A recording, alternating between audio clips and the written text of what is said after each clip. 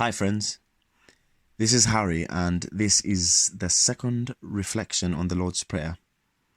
The text is Matthew 6. Now I'll jump into today's reflection shortly, but before I do, here are two things I want to ask. The first is, if you are struggling with faith in general, I hope that this reflection will help with living well and how to think about God, especially when living under the weight of the current pandemic. And the second thing is that these reflections are not the only word on this subject matter. So those of you who have got questions or objections, please feel free to raise this. And I insist on this because theology is actually a community project. So raise your questions and please fire away. We're all better for it. Okay, here is the reading of Matthew 6, and I'll begin reading from verse 7. Now, when you pray, do not heap up empty phrases as the Gentiles do, for they think that they will be heard because of their many words. Do not be like them, for your Father knows what you need before you ask Him. Pray then in this way: Our Father in heaven, hallowed be your name. Your kingdom come. Your will be done on earth as in heaven. Give us today the bread we need now.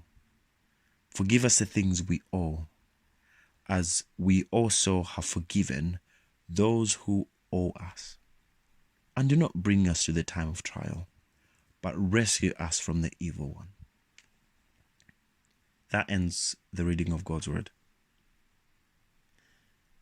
The Bible's big story is that God has an agenda of bringing His kingdom to earth. And the phrase, your kingdom come, makes us alive to God's work in the world and in our lives. Personally, I believe this is why the New Testament is filled with stories of Jesus feeding the hungry, giving sight to blind people, and healing those with physical disabilities.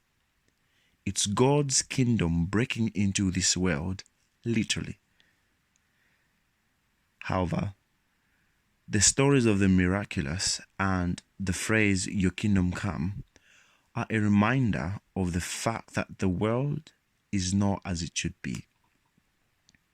So every mouth that Jesus feeds is a reminder of the poverty and the lack of resources in Jesus's and our times.